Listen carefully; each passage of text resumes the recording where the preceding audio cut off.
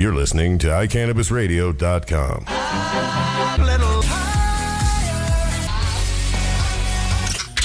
Happy Monday, happy Monday. It is October 15th, 2012, and you're listening to iCannabis Radio. It's Monday nights, where we extend the weekend just a little bit longer. I'm Georgia, and I'm in the studio with, well, of course, Diesel, who is our DJ, and he's out drinking water out of a bowl in the kitchen right now. And, of course, my producer, Chris. What's up? Hey, how's it going?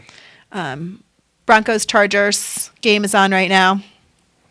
Got to say that you have to hold on to the ball in order to win the game. It's one of those things. Those two things always go together. Yes, that is true there. That is true. Yeah. Speaking the truth there. So the Broncos have fumbled a couple of balls, which has been great because I'm partial to the Chargers, I have to say. I'm actually a Raiders fan. I can say that out loud because there's no one here. And I work here with a Raiders fan and a Chargers fan. We don't smell bad. Raiders fans do not smell bad. I promise. Well, actually, I don't promise. I, as a Raiders fan, don't smell bad. And yeah, we have a big show ahead of us tonight. We have, it's the third Monday of the month. And as you know, on the third Monday of the month, it is always our cannabis history lesson with Greg. And Greg is going to be talking a little bit about the history of cannabis prohibition tonight. But he's going to come in the studio with us a little bit later, and we're going to talk about, all of our news stories. And we have some local stuff and some national stuff to talk about tonight. And we're going to start off with, the new poll came out, Colorado's Amendment 64, which would regulate marijuana like alcohol. New poll came out showing the decrease in numbers. So the poll of 614 likely voters found that 48% of respondents support the measure, while 43% oppose it. A poll last month found it a wider lead for Amendment 64, with 51% in support and 40% oppose. Both of the polls have a 4% percentage point margin of error. So, it's kind of a disappointment that we are getting closer to the election, and the steam that the campaign was making has really started to slow down. I think people, in all honesty, start to get a little bit nervous. I mean, I personally think this is the time where you put out this huge educational push to help people really know what they're talking about. The opposition for Amendment 64 really talks about the safety of children. A bunch of pediatricians came out opposed to 64 as well, talking about the detriment that the legalization of marijuana would have on kids. And it's just kind of a disappointment because no one is saying that we think that children should be smoking marijuana. I mean, neither side is saying that. But the reality is that that's what gets people's attention, and it's just not true. I mean, the statistics clearly have shown that cannabis use amongst underage kids has gone down in Colorado since regulation, as opposed to the rest of the country where it is increased. So, I mean, it's pretty easy to put those two things together, that regulation of cannabis has helped decrease the use. There's some statistics that talked about more unanticipated ingestion of cannabis by kids from 2007 to 2009, and how that's increased as well. And that's probably that may very well be true. But the other thing is, you got to wonder if people were really admitting prior to really the Holder memo, people were admitting to using medical marijuana. There were fewer patients. People were getting their meds illegally, and now they feel like they can report what's actually happening to them because they're not thinking that they're going to be getting, arrested federally because of their possession, or the teachers at school aren't going to be looking at them differently, and so forth. So anyway, welcome, Greg. Hi, thank you, Georgia. So it's the amendment, the anti-amendment 64 kids are definitely picking the biggest heartstring you can possibly pluck, which is, what are we going to do about the children? So having said that, the other thing that happened in the news with regards to Amendment 64 was the Denver Post came out in opposition of 64, and not for reasons that you would think. They're not opposed to legalization. In fact, they start their editorial specifically stating that they're not opposed to legalization. And they go out as far as to say they've been longtime supporters, and that's, I didn't realize that. Yeah. Who knew? Clearly not loud enough, right? Clearly not loud enough. Who knew the Denver Post was agreeing with us to a certain extent? Absolutely. I never thought I'd see the day, but they've been a longtime supporter, just like me. Just like you. Yep. The editorial is entitled, Amendment 64 is the wrong way to legalize marijuana. Mm-hmm. And it goes on to say, we believe possession and use of marijuana should be legal. That's the first line in the editorial today, despite the fact that of its opposition to 64. And it says that may seem like an odd way to begin an editorial urging a negative vote on Amendment 64, the pot legalization measure, but we don't want anyone to misunderstand the nature of our opposition. But they said it should be legal. They believe it. Absolutely Okay. believe it should be legal, but 64 isn't the way to do it in their mind. And it's interesting because they go so far as to say it's not because they believe it poses a risk to kids. Right. That was a very interesting part of their editorial. Yep. Yep. It says, readers may have noticed that our objectives to 64 fail to include the main argument used by the No on 64 campaign, namely that the amendment poses a grave risk to Colorado's children, because we don't believe it does. So the Denver Post is specifically saying that it does not believe that marijuana legalization poses a grave risk to children. It goes on to say marijuana use does pose a higher risk to teens than it does to mature adults, both in terms of future addiction and brain development. But the same is true of alcohol, which this society doesn't ban. Instead, it enacts policies to keep alcohol out of the hands of teens. Amendment 64 is quite clear that those under the age of 21 will have no more right to marijuana if the measure passes than they do now. As longtime proponents of marijuana legalization, we're obviously conflicted about 64, given current federal stance. But like it or not, the most appropriate venue for legalization remains the nation's capital. And I don't disagree that the nation's capital would be a great place to start. Unfortunately, you know what? It's not starting there. No, that's not where it ever starts. It's always on the grassroots. It starts with cities and towns passing ordinances, and then it works its way up to the state level. And then maybe enough states join together and something gets pushed through on a national level. Now, there are, certainly people talking about legalizing marijuana or proposing things. I think Ron Paul has a measure to propose some sort of legalization, before Congress. But it takes a long time, and it takes, change from the grassroots up first. Absolutely. And I'm not someone who believes in something is better than nothing. But by and large, I don't think Amendment 64 is a bad way to go. I really don't. And the issues that the Denver Post has with it, really revolve around the idea of the federal government continuing to be the barrier and not wanting to fight that fight. Why should Colorado have to be the one to fight that fight? And it says, if Colorado becomes an island with legal marijuana, what's to prevent it from also becoming a magnet nationally for marijuana users, growers, and distributors? I think some of that is sort of happening now, but the regulation that we currently have in place doesn't allow just a random person to come in and in state and turn set around. up a warehouse, for instance. That's not how it works. Lights and thousands of plants. No.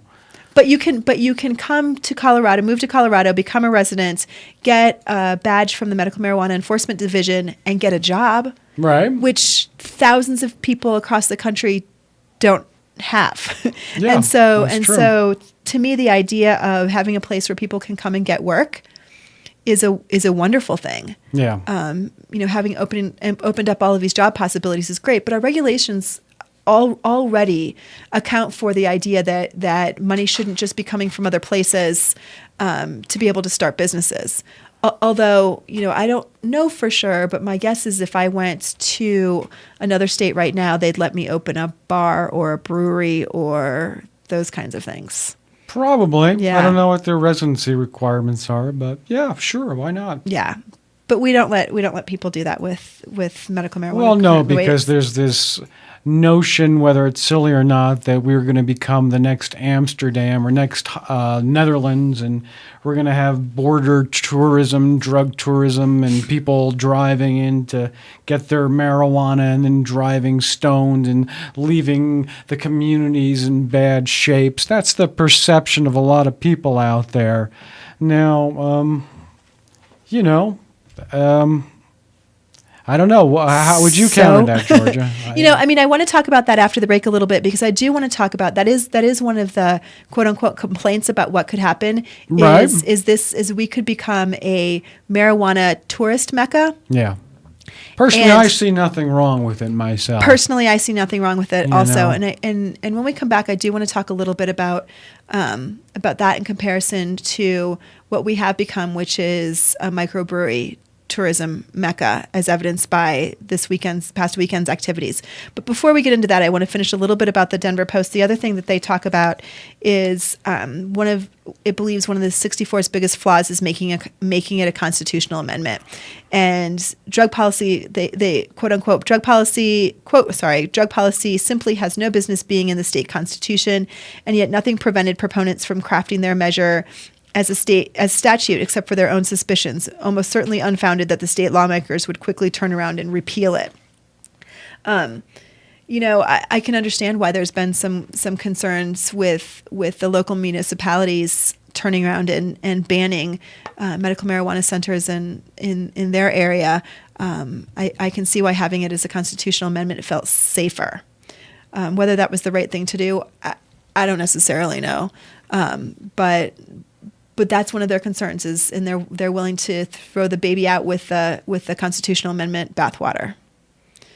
So I feel a little bit like, while I appreciate Denver Post's ability to say we think current drug policy is wrong and bad, that it feels a little bit like they're nitpicking this one to be able to appease both sides. And I don't know why they would care. They're journalists. Why do they care if people are happy with them? Well, yeah, but they're editorialists, so I don't know. There's money in prohibition. Definitely, absolutely, definitely. I mean, we've talked about that a gajillion times. I mean, every time someone gets arrested for minor possession, another police officer earns his wings. Every time someone goes to prison, another prison guard, that little bell rings for him too. So, I mean, it's just, I was just disappointed. I wasn't necessarily, and surprised, quite frankly, that the Denver Post came out in this fashion, especially this late in the game, right after the decrease in polling numbers came out. They decided to go ahead and give people permission to say no to Amendment 64, and I think that that's a shame. So, but when we come back, let's talk a little bit more about what Little Amsterdam might look like, and what's the image of Colorado that we're trying to preserve? Because I hear that a lot. Oh, we'll preserve the image of Colorado. We don't want to blacken the image of Colorado by having all of this pot stuff going on. Okay. Well, let's talk about what the difference is between the image that we currently have and the image that we could have in the future. But we're going to take a little break. Does that sound okay, Producer Chris? We are going to hear from our sponsors, including Noda Urban Garden Supply. Noda Urban Garden Supply is located at 1330 27th Street in downtown Denver, just about 4 blocks northeast of Coors Field and a block north of MMD of Colorado and Mad Hatter's Smoke Shop. They are your wonderful hydro gardens store. Whether you are a hobby cultivationist or you have a humongous commercial grow, go meet our friend Levi at Noto Urban Garden Supply. He can answer all of your gardening questions. And remember, John does a grow spot on the fourth Monday night of the month, and he'll answer all of your grow questions. I think this week we're going to talk a little bit about what it's like to go from the summer into the fall and winter season. So visit our friends at Noto Urban Garden Supply. You can see them on the web at nodourbangardensupply.com. They're open Monday through Saturday at 1330 27th Street. We'll be right back. You're listening to iCannabis Radio. Are you a medical marijuana patient or interested in finding out how to become one? Contact Mile High Wellness, where your care is our concern. Conveniently located on Hamden and Tamarack in the Whole Foods parking lot behind Proof of the Pudding. Mile High Wellness offers a wide variety of edibles, hashes, and some of Colorado's top strains. Mile High Wellness, where your care is our concern. 3525 South Tamarack, Suite 110, on the corner of Hamden and Tamarack. 720-382-8516. Mile High Wellness, where your care is our concern. I'm Gary Johnson, and you're listening to iCannabis Radio, and I want to say, talk it up, Colorado. Hi, we're back. I don't know my cues. If you point to the right, I don't know. If you point at me, I don't know. I'm just so confused. Thank you. Thank you. In case anyone is watching the game or watching us and not watching the Broncos game, which I so appreciate, the score is 10-0 San Diego. Okay, so we were talking about the image that people are concerned about if we have recreational marijuana legalized in Colorado, and people coming in and as you said, buying stuff and then leaving the state with it. I mean, there's a couple of provisions for this. One is you can purchase no more than an ounce at a time, which is still a large amount of cannabis. But I guess I think about, we just had one of the most popular annual events in Colorado, which is the Great American Beer Festival. Can you tell people a little bit about that, Greg? Oh, well, sure.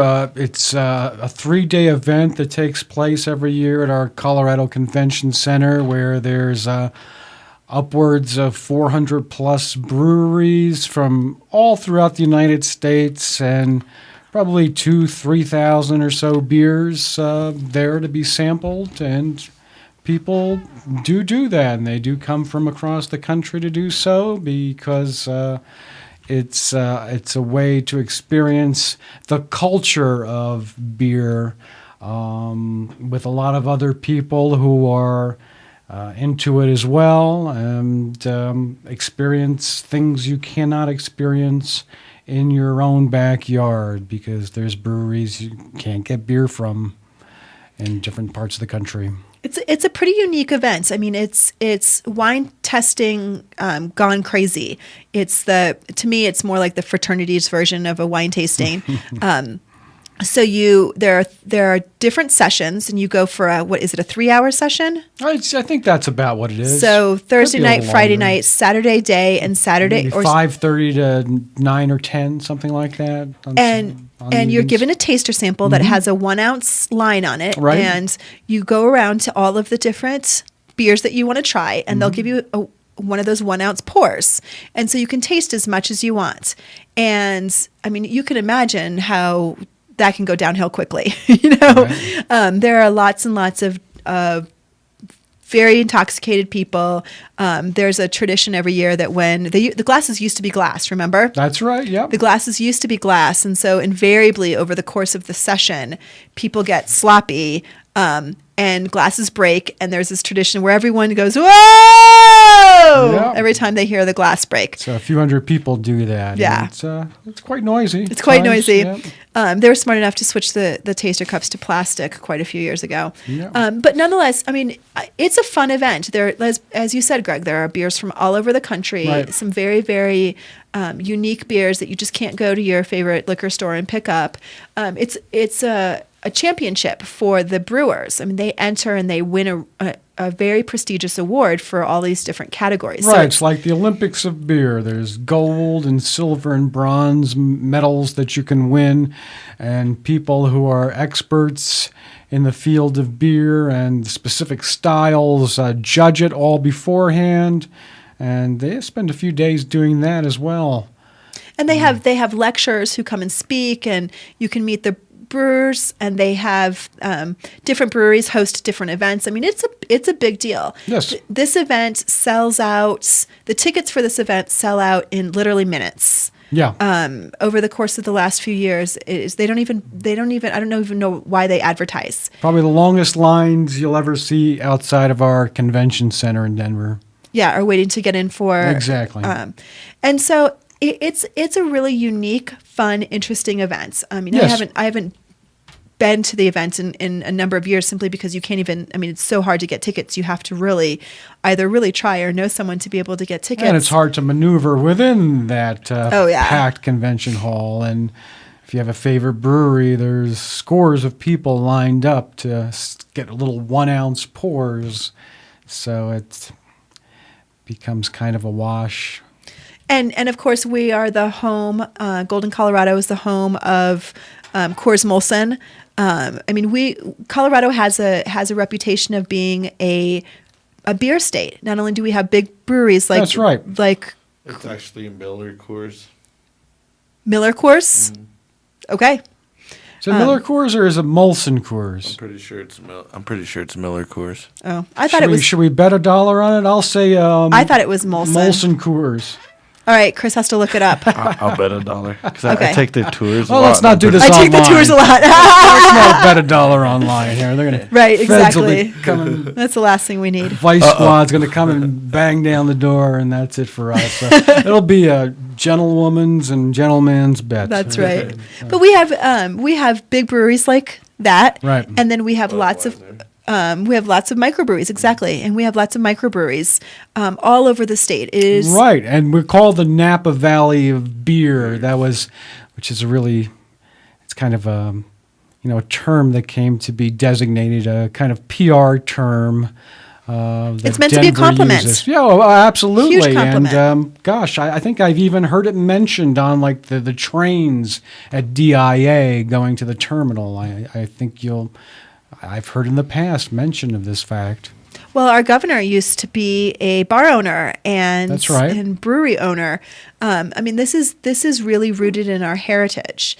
And again, I'm not saying there's anything wrong with that. I mean, people work really hard to make really great specialty beers. Right. And to put on this event as safely as possible. And put on this event as safely as possible. And certainly I don't think any bar or brewery would ever want to see anyone get in a drunk driving accident or have any other negative consequences because of alcohol. But it happens. Yep. And I read a statistic over the weekend that over the time that the Great American Beer Festival was happening, 900 people would lose their lives in drunk driving accidents across the country. Right. How many people would have lost their lives related to cannabis in the country? I met an emergency room doctor a day or two before the beer festival. We were having a beer, and he said this is one of the most violent times every year is when this takes place. Now that I found actually hard to believe, but it was a actual emergency room physician saying them. Well, I mean, it's not surprising. Anecdotal evidence. Anecdotal evidence. I'm not really surprised. I mean, the Great American Beer Festival is certainly a very atypical event. I mean, there isn't a 4-hour period of time where you have the ability to essentially drink unlimited amounts of alcohol. And if you're not prepared for that, Right. You can really overdo it and find yourself in a horrible situation. Right. And it could be really, really dangerous for you. No, I mean, people can go overboard on beer that's 5% alcohol, but again, you're talking about stuff that's upwards of, 7, 8, 9, 10, 11, 12, 13, 14, 15, 16, go up Wow. to 40 or so percent alcohol. Well, and we have happily embraced our state's reputation of being the Napa Valley. Yeah, justly. beer. There's other places that can claim to have great beer culture presently, but we've got a lot of fine breweries in the state, in Denver and Boulder and Fort Collins. I guess I really struggle with, I mean, you obviously know where I'm going with this, but I really Right. struggle with why it is that it's okay for us to embrace this beer culture Right. that we know negative consequences occur regularly with even a small use of alcohol, and that's not the same with cannabis. While the cannabis cup is much smaller, the Denver Right. cannabis cup is much smaller, I have never heard an emergency room doctor say that that's a dangerous time. People aren't driving drunk, people aren't getting killed in accidents, people aren't getting in fights. Those kinds of negative consequences that occur regularly with alcohol that we're accustomed to and we've kind of come to accept with alcohol don't occur with cannabis. And so Well, people don't necessarily believe that. People who aren't educated about marijuana. so what do we do to There's educate been a lot them? of historical prejudice against it. Something here I could share. What do we do to educate them? Well, how do we get people to understand that we are not saying that alcohol is bad or wrong. We're saying that it's hypocritical to regulate one substance that has no negative consequences and no negative effects, and make illegal and prohibit a substance that is natural and doesn't have those effects. And so your point is that people don't believe or don't know that cannabis is safe, is really, really safe. And what they hear is, the only thing that they hear is, oh my gosh, what about the children? well, it took right, and it took a while for this beer culture we're talking about to develop. Now, the craft beer is what I'm saying. Smaller breweries and neighborhood breweries. That was illegal until I think the 80s in Colorado. So it was after Prohibition, the production of alcohol was pretty much taken over by the big guys, and there were no little guys for the most part, or the little guys soon got, they fell to the wayside or they got absorbed by the big guys. So it took a while and a long time for people to feel comfortable, I think, in certain parts of the country, even like the South, of having, microbreweries around and places in their hometown. So really it's getting something passed and then just starting to develop our own culture, publicly, and how we, again, present the face of it to people. Because right now it's been presented as a medicinal thing, and some people buy it, some people don't. Some people think it's, it should be all for just recreation. We shouldn't have any medical marijuana. And, I think a lot of good things have come about because of medical marijuana passing in Colorado. There's been a lot of developments that would not have happened for patients, different ways of ingesting marijuana that we wouldn't have had if there hadn't been a medical marijuana culture. So when it turns into a recreational marijuana culture, then we've got some work to do. But yeah, that's the thing. We've got work to do. I couldn't agree with you more. I'm going to go on a quick left turn, really, but it's semi-related.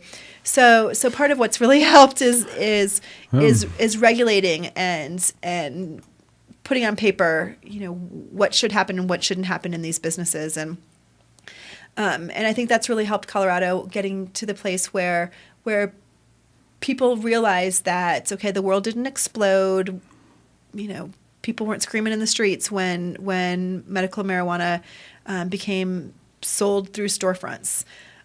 So Boulder County right now is considering updating its medical marijuana rules. First and foremost, they want to adopt Denver's ad ban. So no outdoor advertising except for on your storefront. Really outrages me, absolutely infuriates me. We've talked about this on tons of different shows, but just... Well, yeah, again, it's to a certain extent, it's the medical marijuana businesses that aren't as clued into this concept of projecting a good face that really annoy me. If the ads were done tastefully, I could understand, but a lot of them aren't. But I'm also a First Amendment guy, so what are you going to do? I think a lot of mortgage places that are side spinners and have the Statue of Liberty outside of their place aren't tasteful either. But yeah, I'm a First Amendment person as well. In addition, Boulder wants to limit cultivation centers to those that serve Boulder dispensaries. So you have to grow in Boulder for Boulder. So that's like calling up GM and saying, hey, by the by, I can't buy your car here in Denver because it was made in Detroit. I have to go. Yeah, right. Yeah. So you can't sell your cars here. I mean, absolutely outrageous. It kind of kicks the whole state law in the pants too, because they should be able to retail to places that need it. That was part of this whole thing, that there would be enough for patients who need it. So if there is a dispensary in Denver, MMC, that needs it, they could possibly buy it from a Boulder grower. Or they could just have their grow in Boulder. Right. It just doesn't make any sense to me that they are making these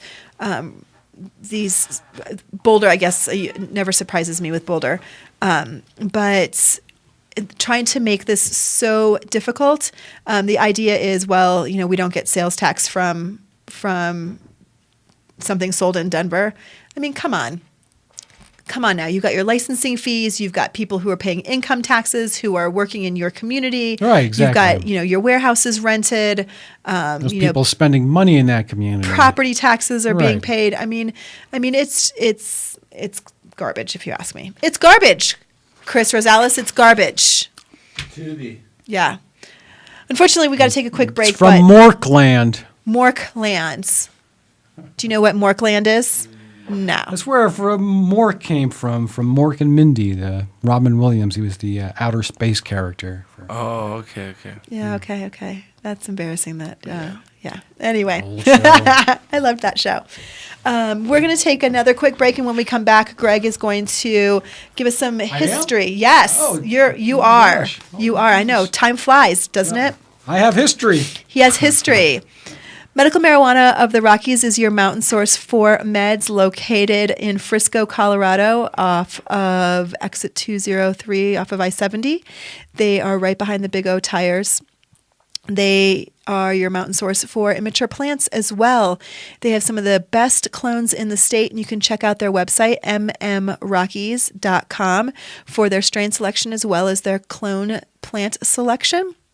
Please tell them that you heard about them on iCannabis Radio. Our friends Aaron and Jerry, always at the store, looking to give you the best help possible for whatever your needs are. So next time you're going up to visit the mountains, especially this time of year when the leaves are changing and it's gorgeous right before ski season starts, make sure you stop at Medical Marijuana of the Rockies, mmrockies.com.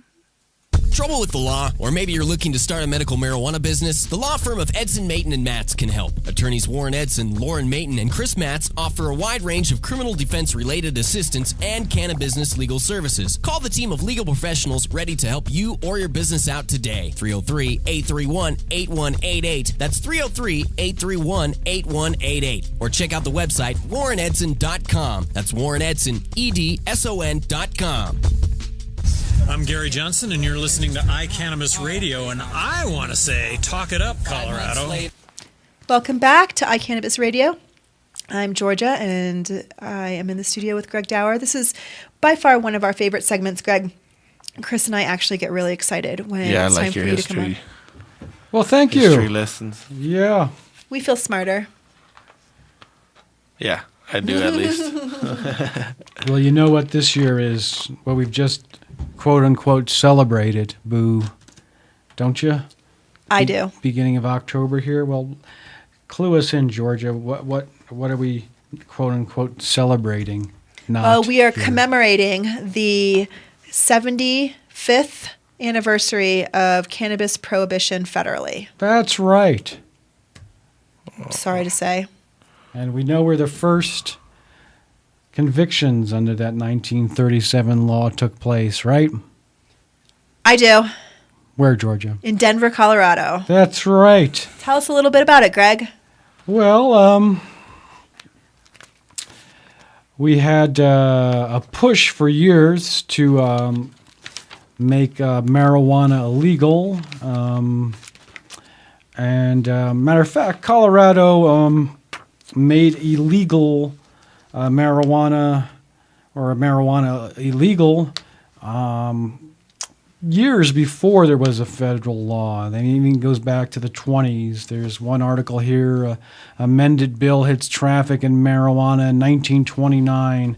That was the same day on the cover of the paper as billions lost as stocks crash in Wall Street. But in 1937, Harry Anslinger, who was our nation's first drug czar, so to speak, got his wish. There was a marijuana tax act passed, and they didn't even make marijuana totally illegal. They taxed it out of existence. If you didn't pay the tax on the marijuana you possessed, you were guilty of a crime and could go to federal prison. So that's what we had here. October 8th, Rocky Mountain News, 1937, was reported 2 indicted in drive on marijuana.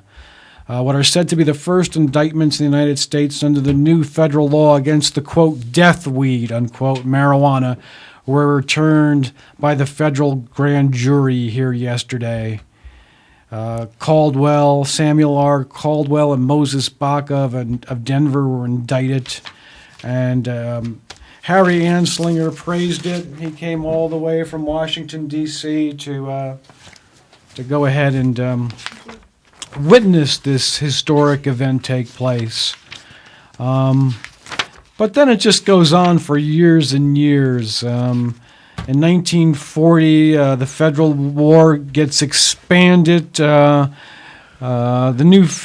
federal government's new war on marijuana received an added impetus when the collector of the Internal Revenue for Colorado sent out notices to all druggists and physicians, informing them that any kind of narcotic like marijuana needed to be turned over.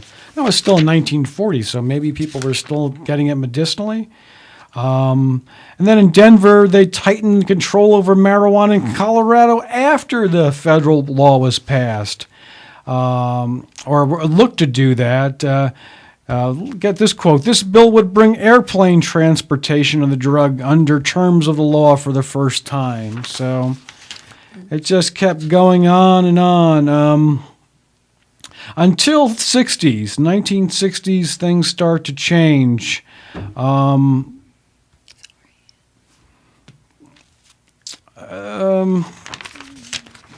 There were attempts to change the law. A guy in Boulder, a judge, ruled that the laws against marijuana were too harsh to impose the penalties that they had been put through. So actually that case went all the way to the Colorado High Court, and they upheld the law prohibiting marijuana in 1965. So it just keeps going on and on and on. As far as changes in the law, Senate changed a first pot offense to a misdemeanor in 1971. There were so many people smoking by that time. And then in 1973, a state senator from Carbondale, Michael Strang, introduced a 40-page bill to legalize licensed cultivation and sale of marijuana in Colorado. Woohoo! And impose a tax on it. Woohoo! So here we're talking about a similar kind of situation back in 1973. Well, that got shot down, but there was talk of that as far back as then. And then the Rocky Mountain News said it deserves a hearing. It said that Strang should qualify for the 1973 Legislative Award for Valor for introducing a bill to legalize the cultivation and sale of marijuana. But and then they had hearings on it, and several speakers spoke out in favor of it. But it didn't happen. But it led up to marijuana being decriminalized in Colorado, just a few short years later. So why decriminalize it? Because there were so many people smoking it, young people, that basically they didn't want to see people go to jail for a first offense. So if you had up to an ounce of marijuana, you'd be just written up a ticket for it. And why don't you think that's enough for people? Why do you think people say, no, decriminalization isn't enough, I want legalization? Well, because you have preserved the black market in marijuana in the sense that you don't know where it's coming from. That's unlicensed and untaxed. You don't know the health quality of the weed itself. I mean, in the 70s, during this talk about decriminalization, it went all the way up nationally, and the United States, even under Carter, who was supposedly more liberal, they were still sending planes to Mexico to spray a poison paraquat on the marijuana fields. So some of that weed was making its way north, and allegedly people were getting sick. But anyway, it preserved the black market in marijuana, where it's not licensed, it's not taxed. I mean, it's kind of like the situation in the Netherlands right now, where it's, licensed and taxed, and they have storefronts that sell it, but there's still a huge black market. For me, I would rather see it grown in the state of Colorado. You know where it's being grown, and you know what's being used to grow it for the most part. And again, it just brings in more money to the economy. And we don't need to talk about these foreign cartels and sending the money south. What about just the fact that people are frustrated with having all of that, plus why should there be any stigma on the use of a natural herb? I mean, it's a good question. I mean, I think that people also struggle with, decriminalization. Great, if I'm found in possession, it's not going to be a big deal. Right. But there's the principle of the issue, which is it shouldn't be illegal to begin with. That's right. So whether my punishment is big or small, a punishment for this act is just wrong. I agree. Yeah, I mean, it's just And this is the argument that's been fought for 75 years. Right. And, and then people act like medical marijuana was an unheard of thing. But Right. we had a medical marijuana law passed in Colorado. And I think sometime in the, let's see. Give me just 1 second here. Well, it's interesting that, we all say all the time history repeats itself. Right. But it's so very true. And I think that when people talk about, there's never been any medicinal benefit to cannabis at all, and this is just a ruse developed in the last 10 or 15 years, that's just not true. That's right. And people of all nationalities have been using cannabis. Indigenous people for centuries have been using cannabis for religious purposes and medicinal purposes and recreational purposes and all the things that the plant is beneficial for. Right. So we did pass a law like in the very late 79 or the early 80s,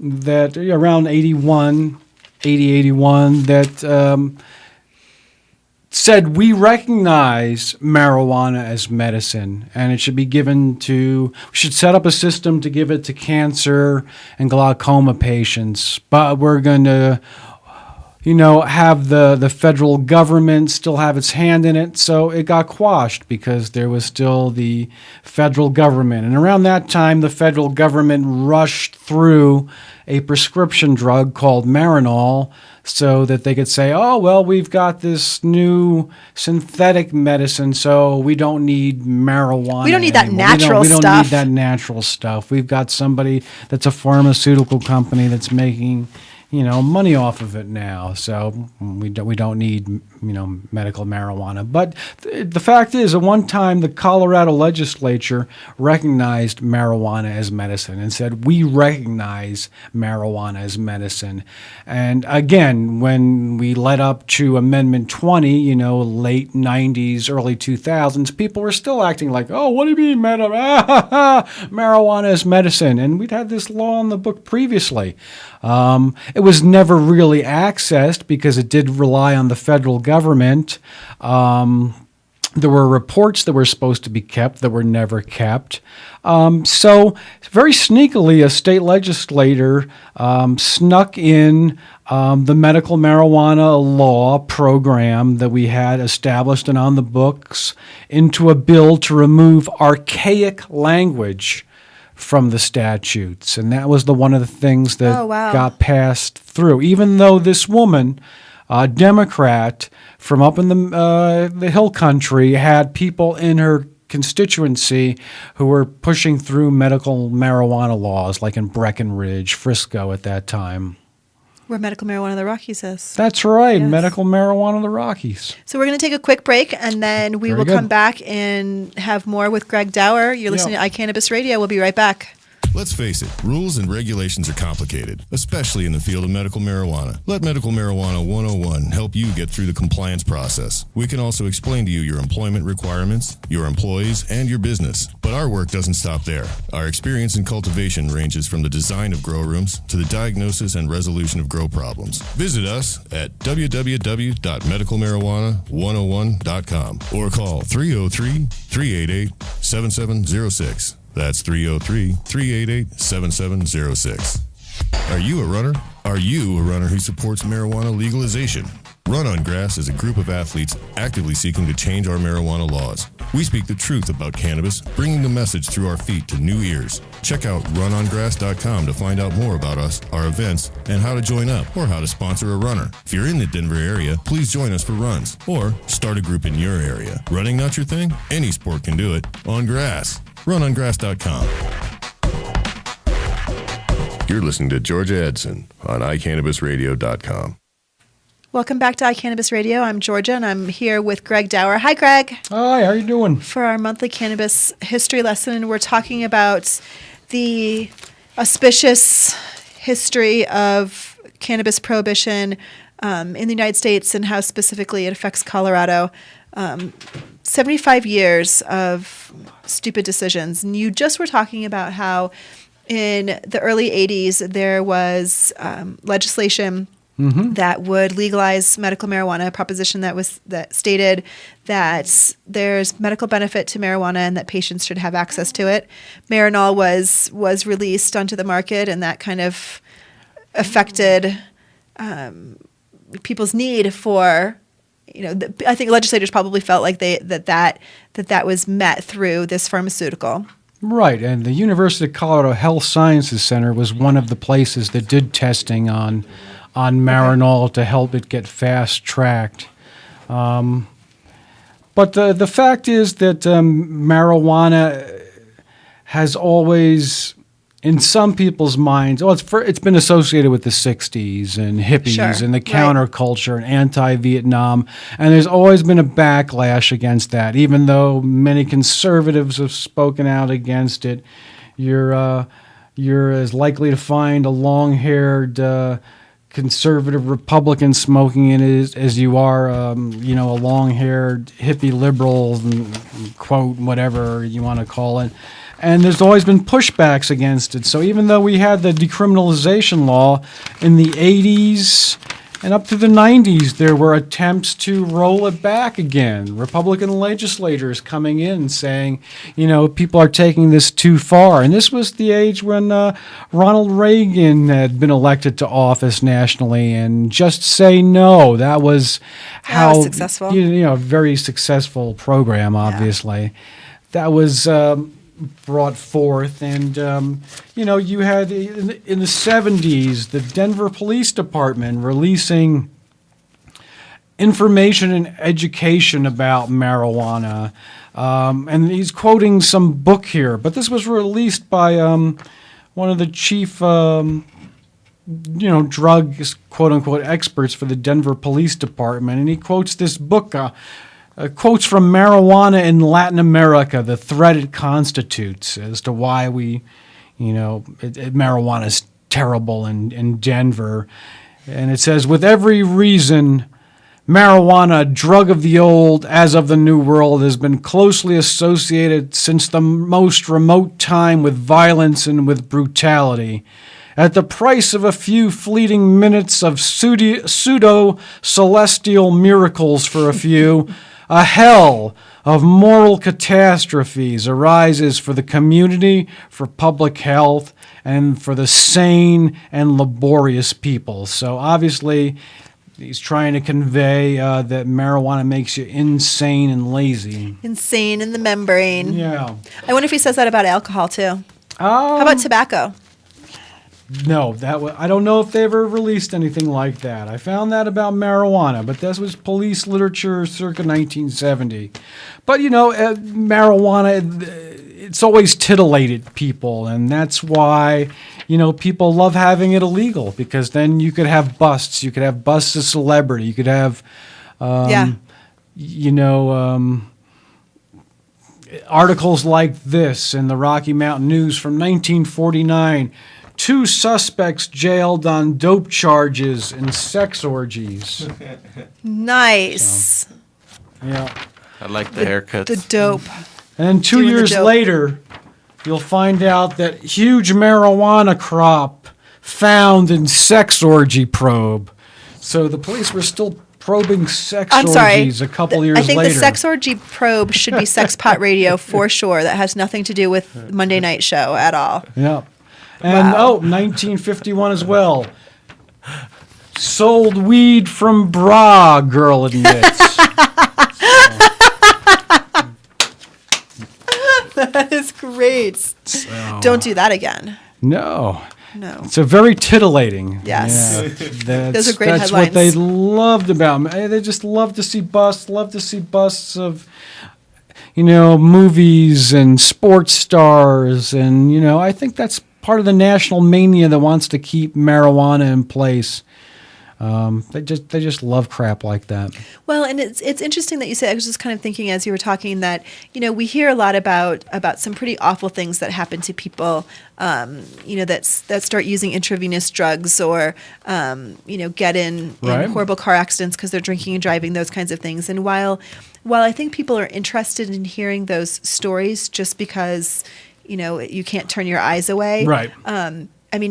You feel pretty awful that those things are happening. Oh, for sure. But when you read something about this, people laugh. Yeah. It makes people giggle. Oh, ha ha ha, so-and-so got caught, with a bag of Doritos and, a quarter of weed. Mm-hmm. That's funny and their lives aren't perfect, but you're not feeling like a voyeur watching them have something horrible happen to them. So you can kind of justify, your reaction because, it's just marijuana and they're just going to be, spend the night in jail, or they're just going to pay a little ticket and nothing horrible is going to happen to them. So, not since the 70s for the most part.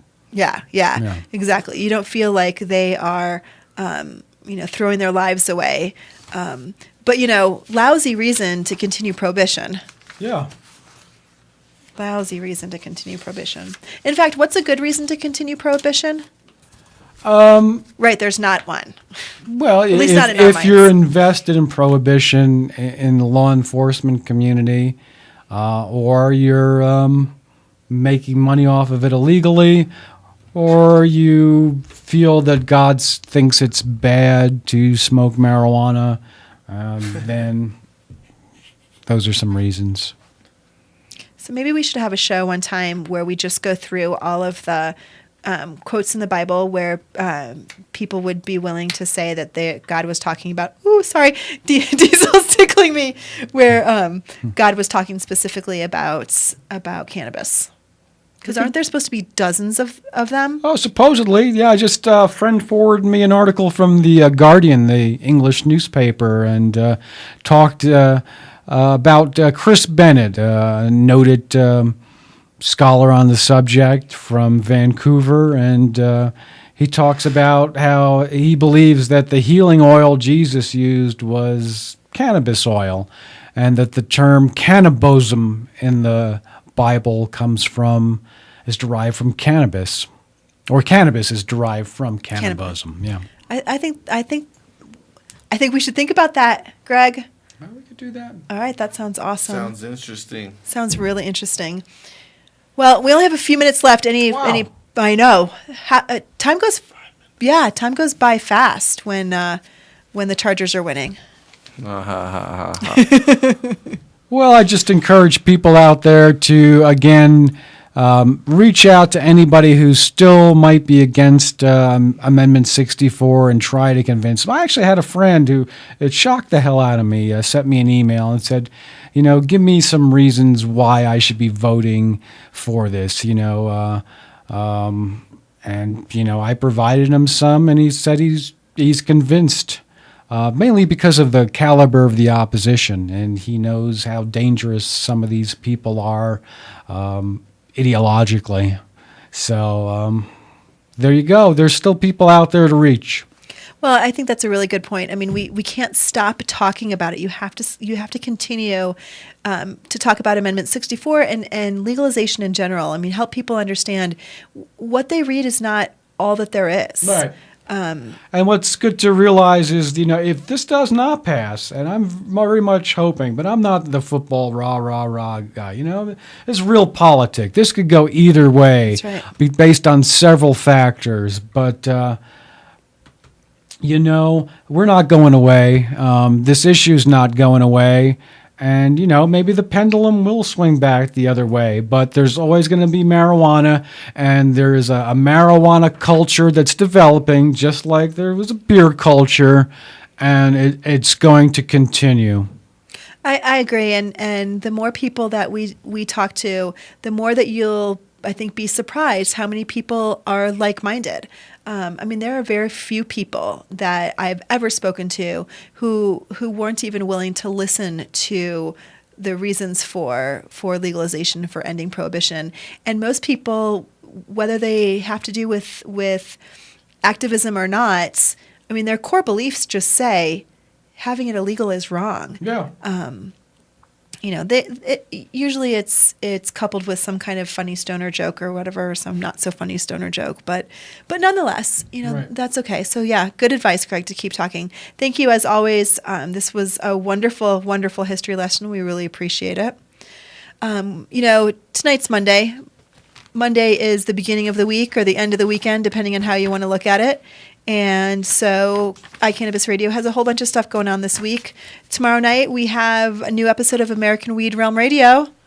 Yay! Woohoo! You guys miss the Stanley Brothers? Well, they miss you too, and they will be here tomorrow night in all of their glory, right here in this spot. And then right after that, Sex Pot Radio. What do they talk about during Sex Pot Radio? I'm not sure. Sex and pot. That's what I think too. So that's from 8 to 10, and then They should be talking about the sex orgies. Exactly. I think you should leave that for them. Yes, you I need to think they would photocopy like that for yeah. them, for sure. Yeah. We have a little switch up in our schedule. IDAB Radio is going to go to a special monthly. We will give you more information as that comes up as to what Wednesday night they're going to be doing their monthly 2-hour special, so be on the lookout for that. Thursdays, again, the Hemp Connoisseur is doing their show from 4 to 5, our drive time show. Yes, ma'am. Pretty cool. They have a great show. And then Thursday evening, Overgrow the Radio with Stickman on from 7 to 9. Next week on Monday is our grow lesson with John from Nodo Urban Garden Supply and MMD of Colorado. This week's sponsor would like to say thank you to Mile High Wellness, Noda Urban Garden Supply, Edson Maton and Mats, Medical Marijuana of the Rockies, Medical Marijuana 101, and Run on Grass. And we will see you, in a week. But don't forget to turn into iCannabis Radio for a week's worth of shows. Have a great night. Bye. Take it easy.